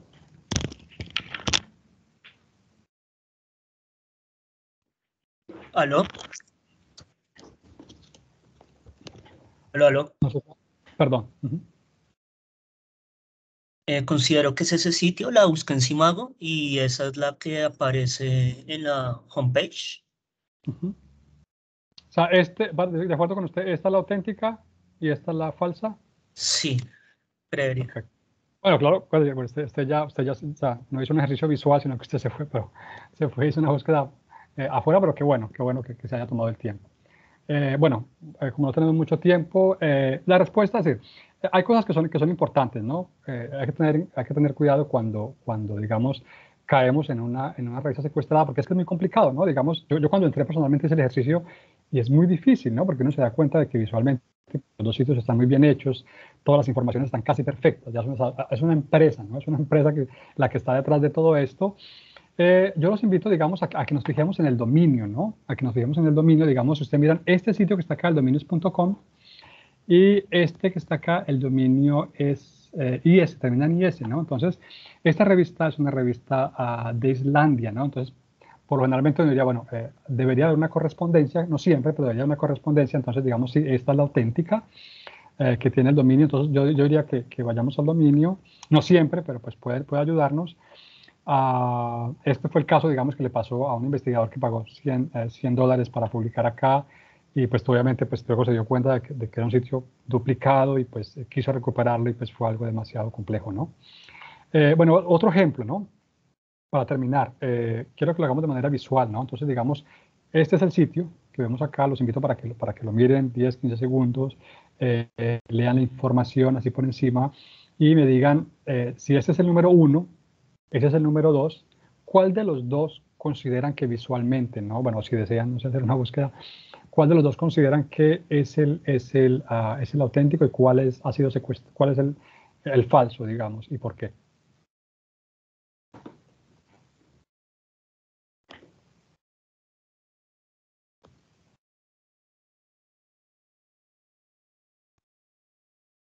¿Es el número 1, número 2? Yo creo que el segundo es el auténtico. En el primer sitio, bueno, tú comentabas, por ejemplo, el tema de insistir en los indicadores y dónde está indexada, como los temas de impacto. ¿No se acuerdan? Este es el falso, y este es el secuestrador, y este es el secuestrado, perdón, este. ¿Otra persona tiene quiere participar o considera que es el caso contrario? Jairo, Igor en el chat dice que el primero es .org y el segundo es .ca. Entonces, pero mire que es importante porque o sea, la información que yo les di, digamos, ya la captaron, ¿no? Entonces, digamos, sí, digamos, si este es el auténtico, pues es una revista de Canadá, pues el SEA, digamos, que le da uno, digamos, no siempre, no hay que tener cuidado, no siempre, pero digamos, por lo general, el dominio, pues, tiene relación con el país. Entonces, yo los invitaría a que nos fijemos en el dominio. Sin embargo, hay que tener cuidado porque no siempre el dominio coincide, ¿no? Entonces, sí, esta es la auténtica, y este es el secuestrador. Me parece interesante dos cosas, ¿no? Entonces, ya nos hemos dado cuenta de que podemos verificar con el dominio, y lo otro es que nos damos cuenta también de que muchas de estas revistas, obviamente, el factor de impacto, pues lo muestran por todas partes, ¿no? Cuando no se sabe si es gris o negro, de bajos ingresos o muy... perdón, Jonathan, ¿cuánto tiempo me queda? Porque es que tengo mucha información, quiero ser más rápido, no sé si lo puedo interrumpir. 20 minutos. 20 minutos, ok. Voy a ser muy rápido. Bueno, cuando no se sabe si es gris o es negro, ¿no? Ya lo dije, o de bajos ingresos, ¿no? Porque es que el problema de las publicaciones depredadoras es que, bueno, cuando uno publica, digamos, en una revista, digamos, de la universidad, pues uno sabe que es auténtica, ¿no? Pero es que en muchas ocasiones, digamos, uno no está muy seguro, ¿no? Entonces, les voy a dar un ejemplo, ¿no? Entonces, digamos, esta revista, yo hice una búsqueda y la encontré en la antigua lista de Bill, ¿no? Como una revista depredadora. Sin embargo, me pareció interesante, primero porque es muy complejo. Yo entré, yo vi todas partes y no fui capaz, pues casi todas perfectas. Yo fui al DOA y la encontré en el DOA, y eso me pareció, impactó porque pues estaba indexada por el DOA, ¿no? Sin embargo, pues estaba en la lista de las revistas depredadoras, ¿no? Entonces, entonces, bueno, yo escribí al DOA, pero nunca me respondieron. Hay que tener en cuenta de que el hecho de que esté indexada en DOA no significa de que sea por 100% una garantía, porque ustedes saben que muchas revistas que han sido indexadas por el DOA les ha tocado pues eliminarlas, ¿no? Por lo mismo, ¿no? Aparecen en listas de revistas, depredadoras, ya lo dije. Entonces, lo que me parece simpático de este caso es que el consejo editorial, la mayoría, por no decir casi todos, están en India, ¿no? Tiene una casa editorial muy pequeñita aquí cerca de Montreal. Sin embargo, la pregunta mía es, si el consejo editorial está en India y la mayoría del consejo editorial y la gran casa editorial está en India, ¿por qué le pone el nombre de Canadian Journal? O sea, no tiene sentido, ¿no? Pues es la duda mía, ¿no? Sin embargo, pues la verdad, o sea, no fui capaz, no tuve respuesta del DOA, y es muy complejo, ¿no? Entonces, realmente, pues no estoy en capacidad de decir, porque, o sea, yo hice el análisis, entré y no parece, pues yo la pondría en esa línea gris. Entonces hay que tener cuidado con eso, porque pues lo que no me parece es que si es una revista que está basada en India, ¿por qué le pone el nombre de Canadian Journal, yo por eso no publicaría ahí, pero no puedo decir si es depredador o no. Otros ejemplos, ya lo dije, ¿no? Entonces, digamos, hay una categoría diferente, ¿no? Hay que tener en cuenta que las ciencias humanas, por lo generalmente son los que publican libros, ¿no? Entonces hay que tener en cuenta porque muchos la ubican con sí, la publicación por vanidad, y es una categoría muy diferente. Y yo lo que lo digo es porque uno no los puede atacar porque ustedes saben que son empresas que son reconocidas y son legales, ¿no? Porque pues ellos tienen sus empresas físicas, simplemente invitan al investigador en ciencias humanas, publique con nosotros su tesis, un libro, y obviamente pues usted nos paga una tarifa o simplemente le damos un cierto monto de dinero. Eso se llama publicación por vanidad, ¿no? Que es una categoría muy diferente. Yo me conozco menos en esa área y hay muy poca investigación al respecto, pero yo no puedo decir que es depredadora o no porque realmente son negocios legales y aceptados, ¿no? Pero hay que tener cuidado también con hay que ser escépticos, ¿no? Cuando nos invitan, digamos, a publicar la tesis, a publicar un libro, hay que tener en cuenta de que realmente no se caiga en esta parte de publicación por vanidad. ¿Qué puedo hacer si tengo dudas sobre una revista? ¿No? Yo los invito a que comprueben si pertenecen al Comité de Ética de Publicación. Yo los invito a que comprueben si aparece en el DOA, a que comprueben si es un miembro de la Asociación de Editoriales Académicos de Acceso Abierto, a que comprueben si es miembro de la Asociación Internacional de Editores Científicos, vayan al CIMAGO. También, digamos, en esta base de datos, digamos, hay casi 7.000 revistas de libre acceso, también incluye pues las que indexa Cielo, ¿no? Entonces eso nos puede ayudar. Si la revista proviene de un país en desarrollo, compruebe si está alojada en una de las plataformas siguientes, ¿no? Eso es interesante porque en esos países donde hay tanto problema con la revista depredadora, digamos, ya están creando unas listas blancas, ¿no? Entonces, si usted tiene una duda, digamos, si lo invitan a participar en una publicación, una revista de un país, digamos, que usted, como los que están acá, yo lo invito a que vaya a esos sitios, digamos, y verifique si hacen parte, si la revista, digamos, está indexada, si está alojada, digamos, en estas plataformas, ¿no? Igual esta publicación yo se las voy a enviar como para que la tengan, o igual pues va a estar grabada, ¿no? Entonces, yo los invitaría a que nos tomemos el tiempo, ¿no? Y a que hagamos una verificación más profunda, ¿no? Las conferencias. El problema de las conferencias, bueno, ya lo dijimos, no solamente hay revistas, sino que hay conferencias. El gran problema de las conferencias es que, bueno, ya son negocios paralelos, ¿no? Hace poco salió un artículo del Times Higher Education y fue interesante porque la publicación decía que actualmente hay más hay más conferencias depredadoras que conferencias auténticas, ¿no? Y hacía un análisis interesante porque pues, muchos de los investigadores pues, sí, viajan por el mundo y las universidades les pagan, o no sé, bueno, el que le pague, y no se dan cuenta de que son conferencias depredadoras, porque pues, no siempre son fáciles de identificar, ¿no? Entonces, hay que saber que el número de conferencias depredadoras, hay más en este caso que conferencias auténticas, ¿no? Muchas se centran en el lugar de la conferencia más que en la investigación, ¿no? Entonces, les voy a poner el ejemplo acá, ¿no? Entonces, digamos, esa es bueno, pasó hace como 4 años en Dinamarca, un empleado, una persona de ciberseguridad del Reino Unido, digamos, le pareció interesante, participó y cuando fue al Congreso se dio cuenta que 2 horas en el primer día participó, hubo 2 horas de Congreso, y en el segundo día solamente hubo 1 hora, solamente habían 10 personas en el evento, y habían temas diversos como de robótica, energía solar, finanzas islámicas y seguridad alimentaria, y luego, pues, obviamente, pues, hizo una investigación y se dio cuenta de que era una conferencia de depredador, ¿no? Ese sitio que está acá, pues, yo lo pongo porque, pues, de acuerdo con la bibliografía, digamos, es reconocido como que tiene tendencias o patrocina conferencias depredadoras o congresos depredadoras. Es interesante que nos demos cuenta de que, por lo general, son países o lugares, digamos, que son, digamos, como atrayentes para ir, para visitar. Pues, digamos, ustedes miran acá, las promueven estos países que están acá: Singapur, Italia, Alemania, Japón, bueno. Entonces, generalmente se realizan en países y lugares reconocidos, no siempre, pero pues generalmente organizan varias conferencias en el mismo periodo de tiempo. Entonces, tómese el tiempo de mirar, digamos, usted mira acá en el año 2021, digamos, usted mira, pues en esta misma fecha, digamos, hay varias conferencias. Entonces, verifique primero de que no hayan muchas conferencias al mismo tiempo, ¿no? Y de que no sean diversas, ¿no? Entonces, verifique eso. las conferencias depredadoras suplantan nombres reconocidos y promueven conferencias o congresos dudosos, ¿no? Entonces, este es un ejemplo que pasó, digamos, en Colombia, y yo lo pongo porque me pareció interesante, ¿no? Legis, que ustedes la conocen, esta base de datos, una compañía que provee publicaciones especializadas en derecho, en contabilidad y comercio, hizo una alerta, ¿no?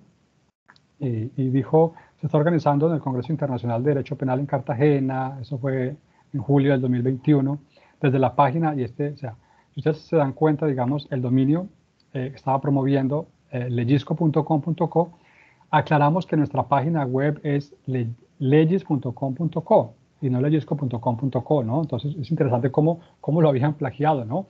Nuestro dominio es legis.com.co, y que a la fecha nuestra compañía no se encuentra organizando ni patrocinando ningún congreso en Cartagena, ¿no? Entonces, por favor, tengan en cuenta que personas inescrupulosas, digamos, pues nos están suplantando, ¿no? Entonces, digamos que también existe la suplantación, en este caso, de conferencias depredadoras, ¿no? Me pareció interesante porque yo pues entré digamos, a la persona que estaba organizando, y es interesante porque eran más paseos, ¿no? que conferencias, ¿no? Promocionaban salidas, eventos musicales. Entonces tengan mucho cuidado con eso, ¿no?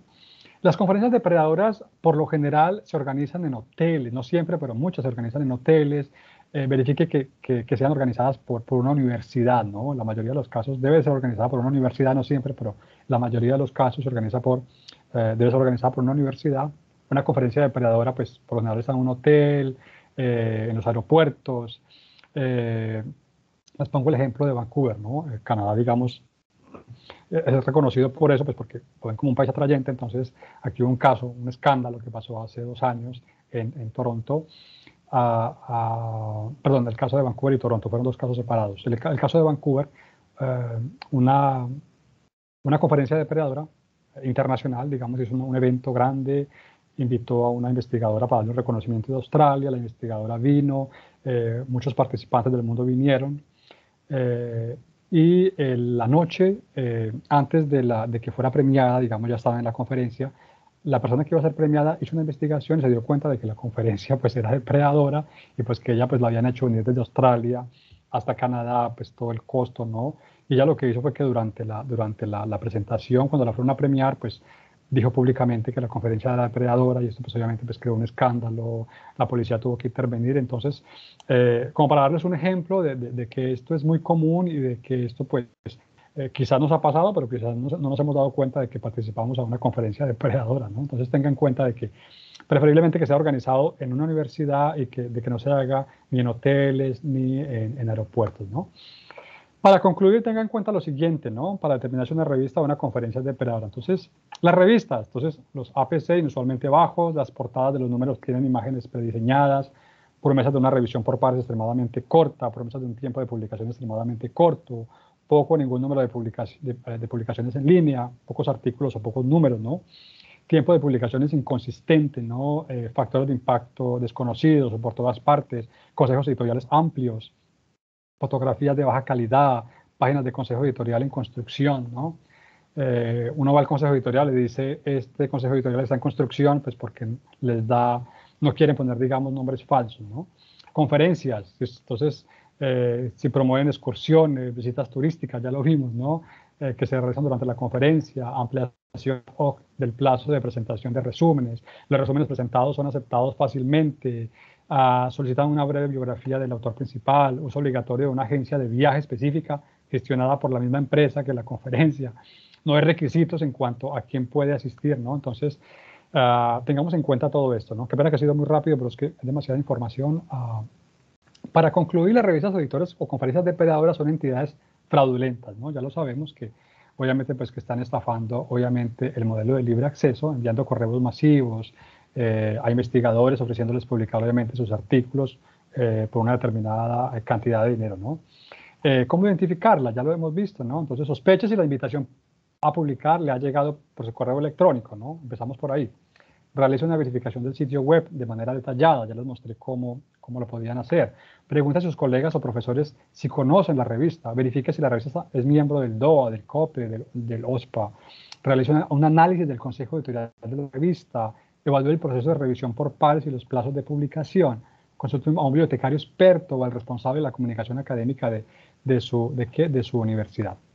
Para terminar, yo les comparto, digamos, igual pues como esta conferencia pues va a quedar grabada, si no yo les comparto una copia. Esas son herramientas que están en libre acceso, y yo los invito para que entren, digamos, a esas herramientas, y hay muchas que les pueden servir, ¿no? Yo les aconsejaría esta que está acá, Tip Checking, y yo les aconsejo también, digamos, el Compass, que es muy nuevo, que fue creado por una universidad en Bélgica, y es muy interesante. Ustedes entran y los invitan, digamos, a que hagan una evaluación de la revista. Le va a tomar como 10, 15 minutos, pero al final usted puede salir con casi el 80 o el 90% de certitud si la revista es o no es depredadora, ¿no? En el fondo yo los invito a que pasen todas, pero particularmente los invitaría a que trabajen con el Compass o con esta que está acá. Es información que está en libre acceso.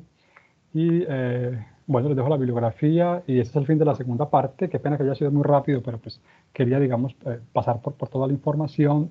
No sé si haya una segunda tanda de preguntas o si haya tiempo para ello. Jonathan, le dejo la palabra. Sí, Jairo, si hay tiempo para preguntas, las personas que estén interesadas pueden levantar la mano y justo en el orden que va llegando, pues las vamos, pues le van haciendo la pregunta a Jairo.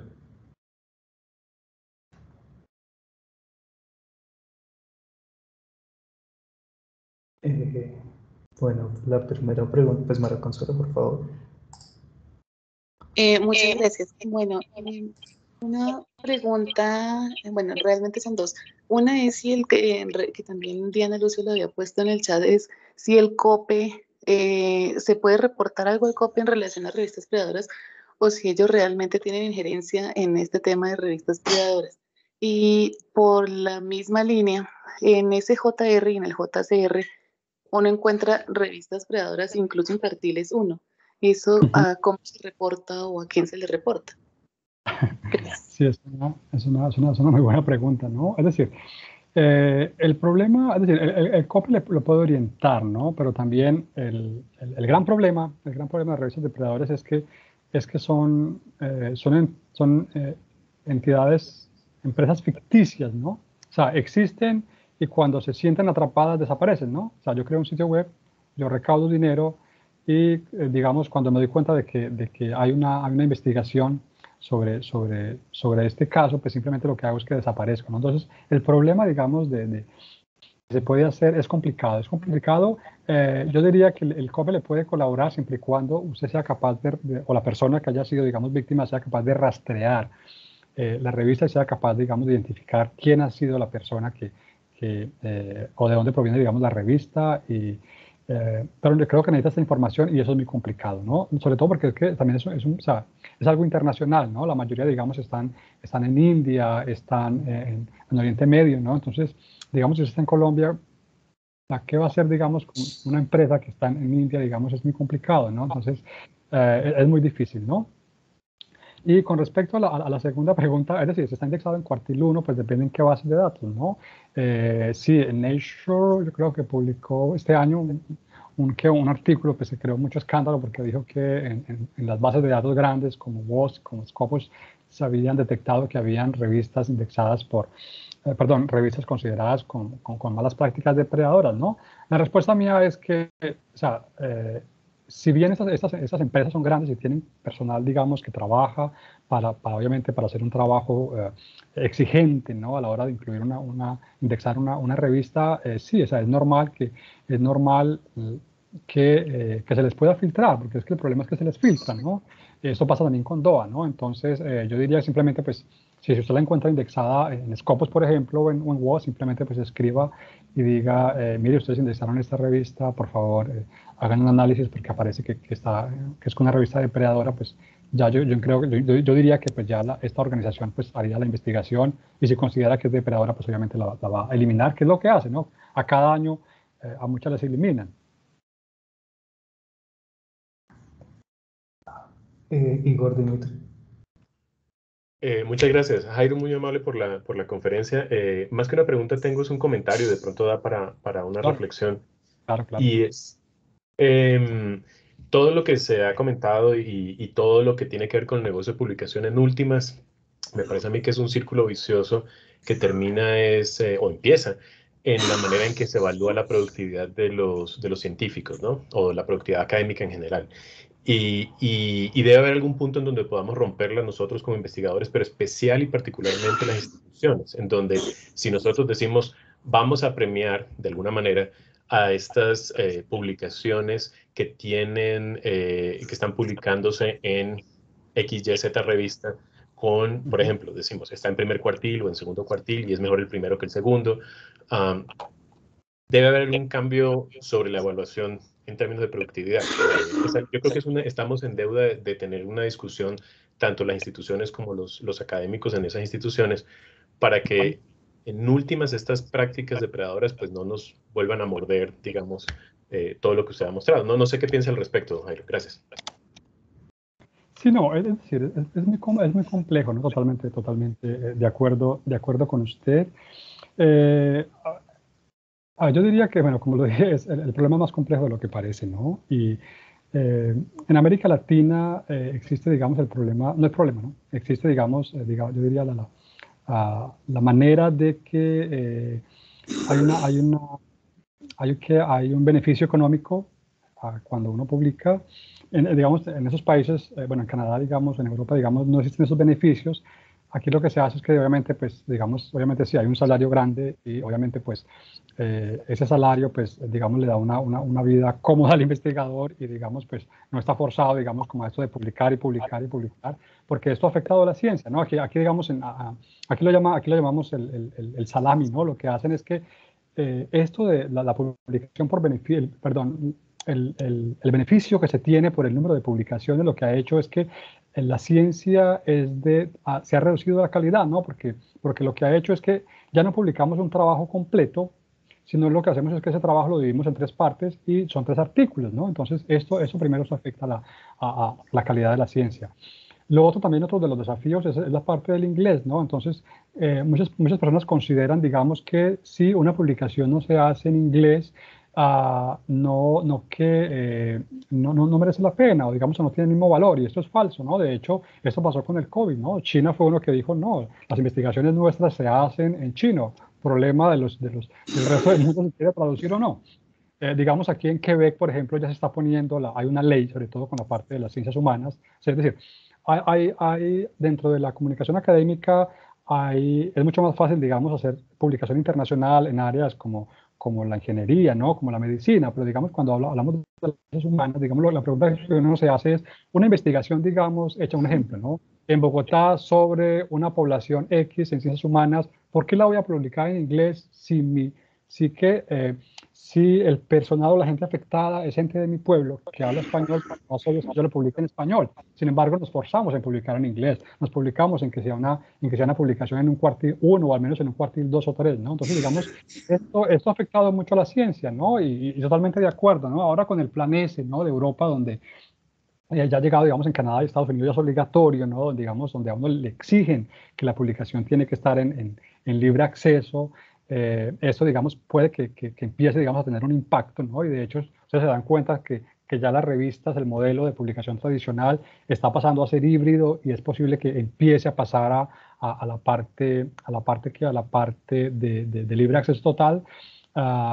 Pero, pues, obviamente, el problema son los costos, ¿no? Entonces, sí, para responder a la pregunta y demorarme más, yo diría que es un problema muy complejo, los desafíos son muy grandes, los desafíos son muy amplios y América Latina, yo pienso que sí nos debe o nos debemos, digamos, no sé, un grupo, un instituto, hay que sentarnos. Yo pienso que América Latina aún tiene mucho que trabajar en esto, ¿no? Juan Carlos Salcedo. Ok, gracias. Bueno, muy interesante el tema, pero me gustaría que pusiéramos en contexto este tema de las revistas depredadoras con la tendencia mundial de la ciencia abierta. Entonces, no sé si sepas, pero esto es un movimiento mundial, incluso donde participa Canadá y Europa, donde no solo por calidad, sino por cuestionamientos del conocimiento de quién es, este conocimiento de quién es. Entonces, me parece importante contextualizar las dos cosas, ¿no? Y comentar que creo que el problema comienza desde que las editoriales, como mencionaste la palabra durante varias ocasiones en tu conferencia, hablaste del negocio. El problema, creo, empieza justamente ahí, cuando todo este tema es controlado y es pensado como un negocio. Entonces, ahí empezamos con el problema. Y también me gustaría preguntarte qué opinas sobre las diferentes iniciativas como los preprints, que, por ejemplo, la Universidad de Arizona, con la iniciativa ARXIB,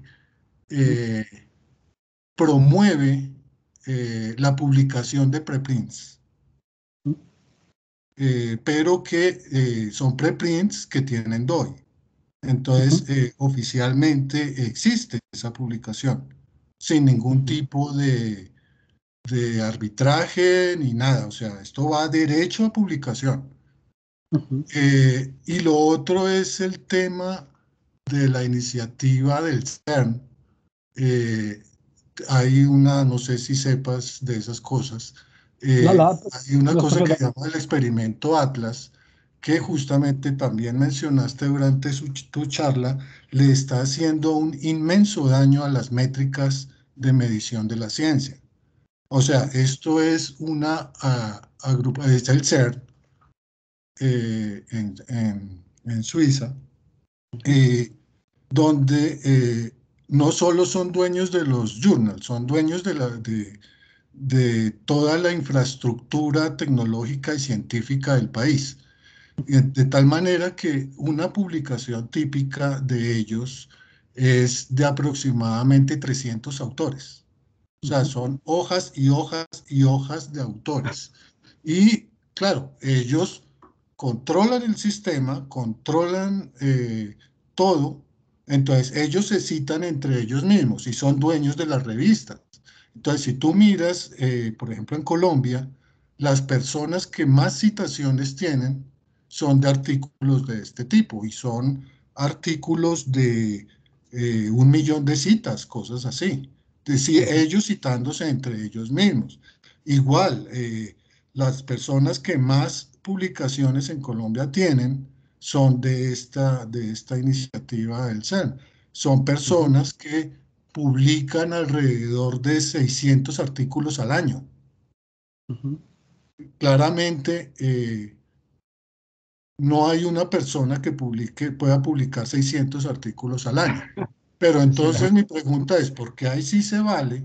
Ahí no importa la calidad científica, la revisión por pares, el método editorial, sino ellos tienen el negocio completo.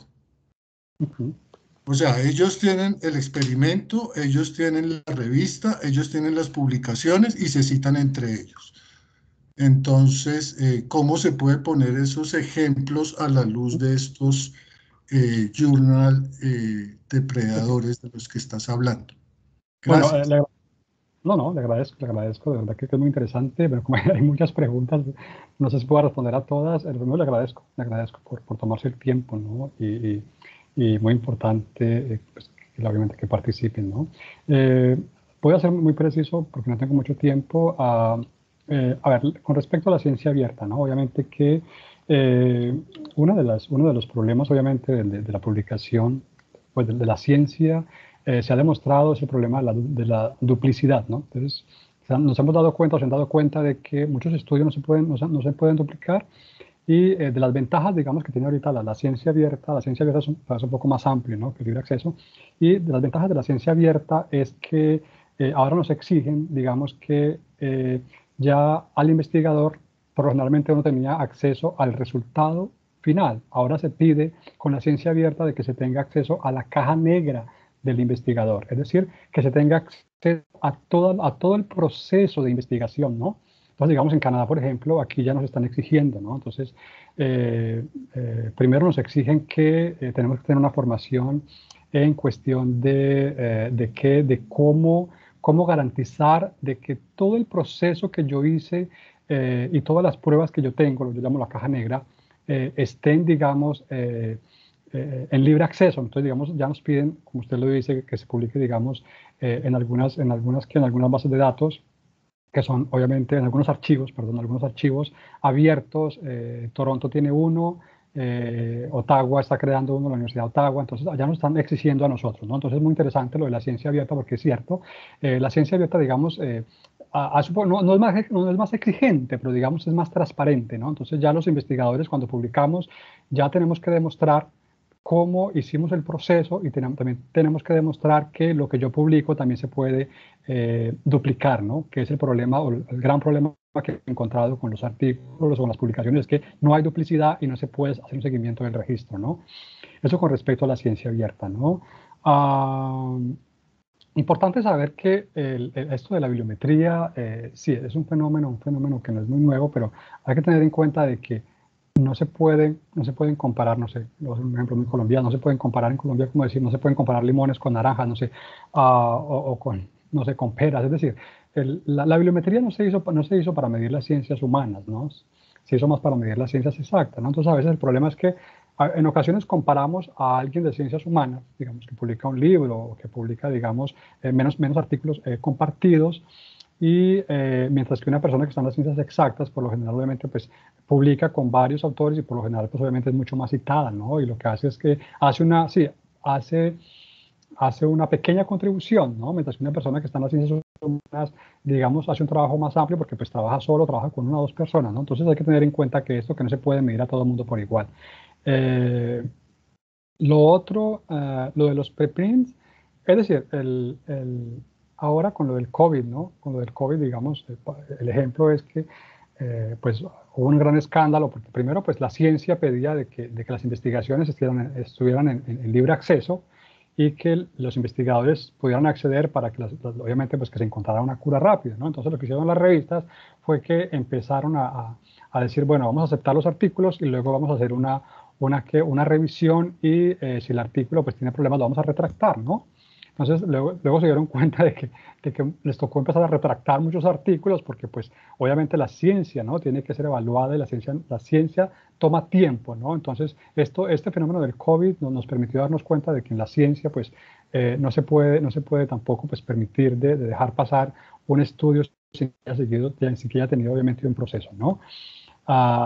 Yo estoy de acuerdo con los preprints en el sentido de que, o sea, yo lo pongo abierto para que, o sea, yo lo veo es como que el preprint, obviamente yo hago una investigación, el preprint lo pongo abierto para que la gente empiece a hacer una evaluación, y la gente, digamos, me pueda decir, mire, encontré esto, encontré lo otro, no estoy de acuerdo, antes de que haya sido, digamos, aceptado, ¿no? O antes de que haya sido, digamos, sí, aceptado obviamente por la revista, ¿no? Yo lo veo como algo transparente, ¿no? Digamos, si yo hago un ejercicio, un trabajo de investigación, yo lo pongo en público antes de que haya sido revisado. Si alguien me dice, vea, ese estudio tiene defectos, pues yo imagino que pues la revista también me lo va a decir, y si no me lo va a decir, pues imagino que pues ya alguien se va a quejar ante la revista, ¿no? Entonces yo lo veo como algo ventajoso, siempre y cuando quede como preprint, ¿no? Imagino que ya en el fondo pues es no solamente el investigador, sino que es la revista el último garante, ¿no? Sí, la revista es el último garante que nos garantiza obviamente a la comunidad científica o a los lectores que ese artículo, que esa publicación, pues obviamente pues haya tenido la revisión estándar que se exige o que se le pide obviamente a una revista auténtica, ¿no? No sé, qué pena que hay mucha información, no sé si se me escapa, le agradezco obviamente la pregunta, no sé si hayan más preguntas, espero que le haya podido responder en algo a su pregunta. Muchas gracias. Solo una pregunta adicional, qué pena No, tranquilo. por ser tan insistente. O sea, yo soy editor de una revista científica, de la revista de la Facultad de Ciencias. Entonces, llegan muchos artículos. Entonces, uno lo primero que hace cuando llega el artículo es que lo pasa por software antiplagio, y claro, resulta que el artículo ya fue publicado en en unas bases de estas, una base de datos, en un repositorio de estos que publica preprints.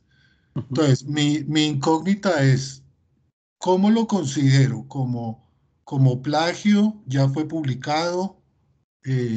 O ¿cómo hago? ¿O lo tomo como si no? O sea, me hago el de la vista gorda con el software antiplagio y digo, no, pues es que este ya fue publicado, pero como preprint. Entonces, hay como hago. Y lo que me preocupa es que esos artículos, así sean preprint, ya tienen DOI. O sea, oficialmente existen. Que no hayan sido evaluados es otra cosa, pero... Entonces, ¿cómo hago ahí? ¿Lo acepto o no lo acepto? Es decir, si yo fuera, bueno, yo no soy periodista, ¿no? Si yo me pongo en su lugar, primero yo garantizo, soy el garante de que lo que se publique en mi revista, obviamente pues tenga la revisión de pares es decir, si para mí un resultado de una investigación tiene que demorarse el tiempo que sea necesario, yo personalmente no lo aceptaría, porque yo tengo que garantizarle, ¿no? Yo como editor tengo que garantizar que el lector lo que está leyendo ha tenido un proceso de revisión por pares, ¿no? A menos que, es decir, que usted me diga, por ejemplo, en el caso de una emergencia mundial, como la que pasó con el COVID, ¿no? Que la ciencia estaba diciendo, pero es que necesitamos los resultados. Entonces, se dieron algunas excepciones. Obviamente que sí, que hubo retractación de varios artículos, ¿no? Pero en el caso específico, ¿no? Que usted me pregunta si yo estuviera en su lugar o si yo fuera el editor de la revista, como responsable de garantizar que lo que se produce en mi revista tiene que tener el proceso estándar y el tiempo necesario, yo personalmente no lo aceptaría y no me puedo hacer obviamente el como dice usted, de la oreja sorda, algo así, de la vista sorda, perdón. ¿Cuál de la oreja sorda? Bueno, no sé, qué pena. No sé si le haya respondido a su pregunta. Espero que le haya podido aportar en algo. Claro que sí, muchas gracias. No, le agradezco, muy amable. Jonathan, otra pregunta. No sé qué pena, estoy sobre el tiempo. No tengo ningún problema en continuar, pero yo sé que ustedes pues, tienen sus responsabilidades también y su tiempo, no sé. No, Jairo, pues no veo ninguna mano levantada, así que si hay alguna pregunta o algún comentario que hacer. Igual pues, mi correo, ¿no? Mi correo está ahí. Cualquier pregunta con respecto a esos temas de publicaciones depredadoras, pues me pueden escribir, ¿no? Pueden escribir.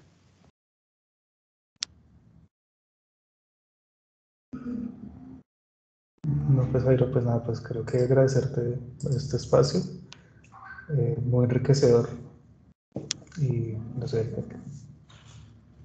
No, o sea, les agradezco, ¿no? Primero les agradezco el tiempo, ¿no? El tiempo, la invitación y de verdad que es importante, qué bueno, ¿no? Qué bueno que América Latina esté empezando, digamos, a tener esta iniciativa, ¿no? Que es algo muy nuevo, muy contento, ¿no? De haber participado, de que pues la Universidad Javeriana, digamos, haya tomado esa iniciativa, digamos, de empezar, digamos, no a formar, porque como lo dije al principio, eso toma mucho tiempo, es un tema muy complejo, muy amplio, pero solamente quería dar algunos pincelazos, ¿no? Sobre ese tema de la publicación depredadora.